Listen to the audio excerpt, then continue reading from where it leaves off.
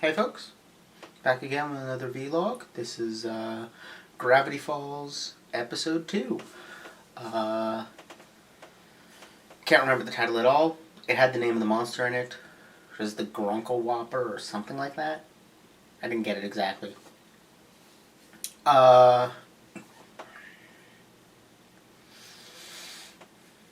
You know, it's an okay episode. Not as strong as the first. I enjoyed,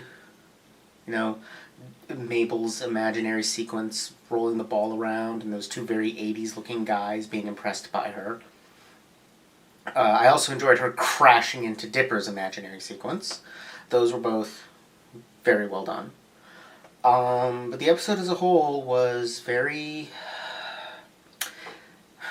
formulaic. It had the same problem as the first episode, where it was like the story beats were highly predictable. They were exactly what you expected them to be.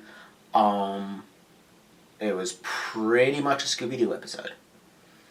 Right down to it being Old Man Jenkins behind it all, or whatever the old man's name was. I did like that the old man, was such a classic hick stereotype. You know, he basically looked like an older version of Snuff. In fact, he looked exactly like the old man from that terrible Snuffy Sniff. Snuffy Sniff? I think Snuffy Smith comic, which I remember reading when I was a kid and still read newspaper comics. He looks exactly like that old man. So it was a nice touch having him be effectively, basically at the end, suddenly absorb this completely opposite stereotype of the mad scientist. That was a cute touch. That was a nice break from, well, the expected. Otherwise, of course, they end up feeling bad about blowing off Grunkle Stan. Of course, they go back to him and have a great time once they do. Of course, the sea monster is a robot. Sea monsters are always robots. I honestly I don't think I've ever seen a sea monster in a Western children's cartoon that did not turn out to be a robot, going right back to DuckTales. Like, it's always some kind of a submarine. Always, always, always. I don't know where that comes from. Actually, no, I do know where that comes from. It comes from 20,000 Leagues Under the Sea, doesn't it? But yeah, the sea monster is a robot. Because, of course, the sea monster is a robot.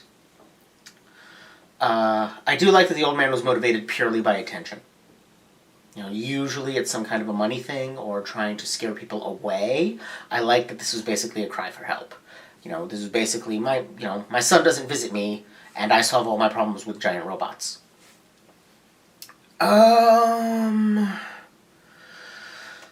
than that, what was up with the disposable cameras gag was fun. It was probably the best joke in the episode. It was a good running gag, but at the same time, what year is this supposed to be? Do they even still make? I'm pretty sure this show came out in 2013, maybe even 2014? Did they still make disposable cameras? Because I don't think I've seen them in 4 or 5 years. Because everyone has a camera on their phone now. The cameras used film. Do they even still make film?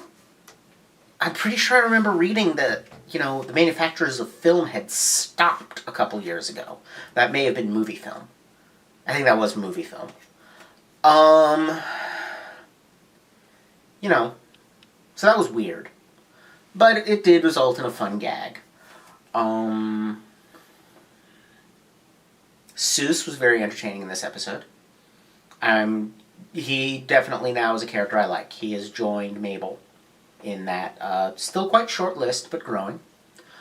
I have a feeling I will eventually like Dipper. It's just right now he feels very generic to me. He's indistinguishable from half a dozen other cartoon characters. You could swap I mean, you could swap so many people in his place, and it would be effectively the same. Um, any of Huey, Dewey, or Louie. The kid from Goof Troop, Max. You could swap in there. Gosselin from Darkwing Duck, you could swap in there. They'd all be effectively the same character. And that's just Disney cartoons from the early 90s. You know?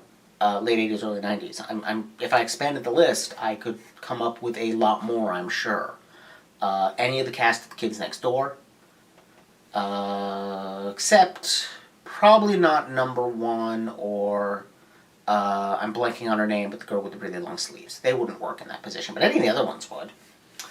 My point is, he's very generic. I would like for that to change and them develop him in a direction that is unexpected. Honestly, I would like the show to do anything that's unexpected, because right now it's competently made, it's amusing and entertaining, but it's not doing anything special. You know, like I said last time, I'm coming off of Steven Universe, which is possibly the best animated show since Avatar: The Last Airbender. So it is being, I freely admit, I'm holding it to a completely unfair standard, you know? It's like saying a high school track star isn't fast because an Olympic runner can beat him, you know? But still, I mean, that's how I feel about watching it. I'm like, when is this going to do something more interesting? The other problem is there's this je ne sais pas that's distinct from quality. Like, it's not how well the show is made. It's a separate factor that has nothing to do with how good or bad the show is. But it's this life that some shows have and others do not. Specifically animated shows. Adventure Time has it. Steven Universe has it. My Little Pony had it. I feel like this season, like, it seems to have had it in the first, second, and fourth seasons, not in the third and fifth. And Phineas and Ferb has it, which is why I say it has nothing to do with quality, because Phineas and Ferb is not actually a very good show. It's incredibly formulaic. But it has this energy, like these other ones do. It has this life. And Gravity Falls, so far, just doesn't have it.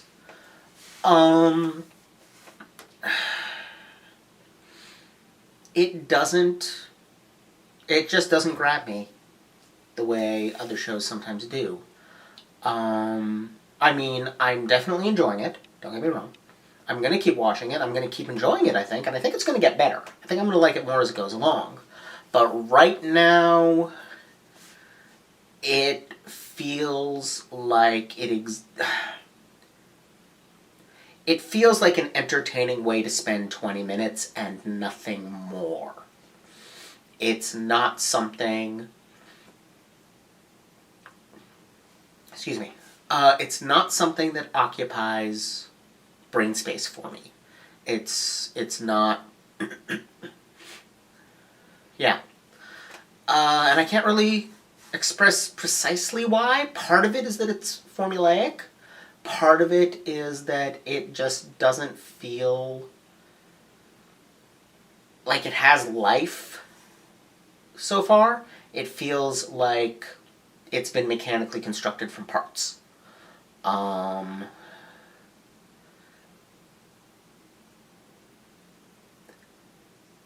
And like I said, I hope that improves. I think that will improve. But right now, it's just not doing it. I did catch a couple of things.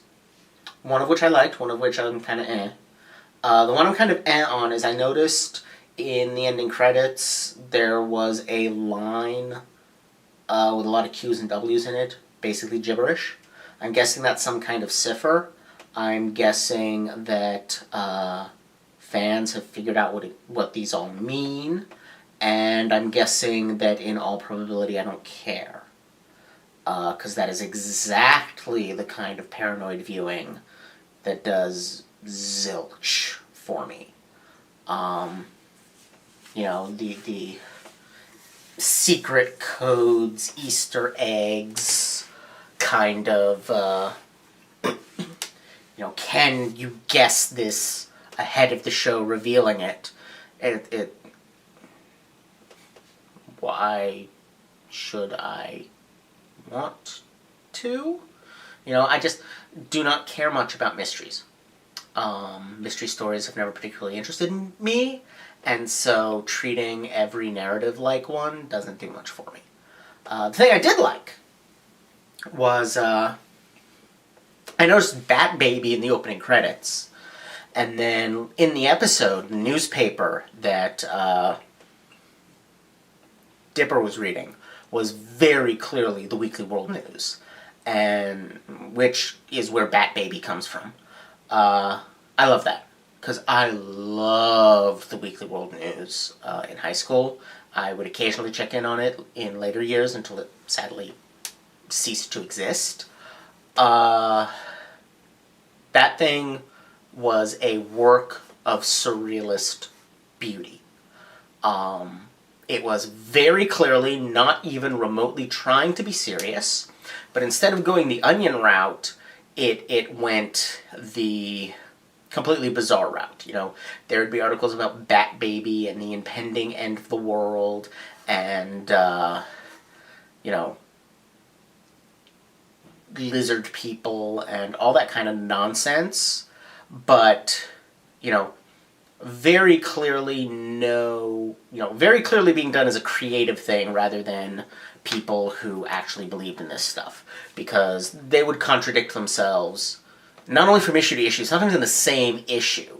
They'd have a thing about how the world was, Nostradamus predicted that the world was going to end next Thursday, and they would also have, in the same issue, aliens revealing that they are going to bring utopia in 3 weeks. That kind of thing. Like, very clearly, each article is being worked on independently by some truly outstanding purveyors of weird fiction. It was just a really fun little book. Or paper. Tabloid. Literally a tabloid, too. It was printed in tabloid format, which is the half-size newspaper. You basically take a broadsheet, which is like the big normal newspaper you think of, and fold it over in half, and then rotate it 90 degrees, and that is a tabloid.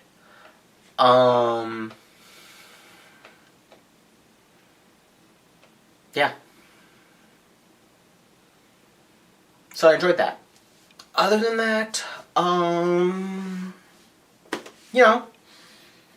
like I said, it's a well put together show. It's just that it feels very put together. There's no life to it right now. There's comedy, but the emotional beats feel formulaic and forced. And I'm hoping they work on that. But other than that, I'm still enjoying it enough to keep going. This hasn't become a chore by any means. So I'll keep going, I'll keep watching, keep waiting for it to improve, which I remain confident that it will. If I highly doubt I will still be making these complaints by episode 10, let alone episode 20. Anyway, thank y'all. And see ya next time with episode 3. Bye.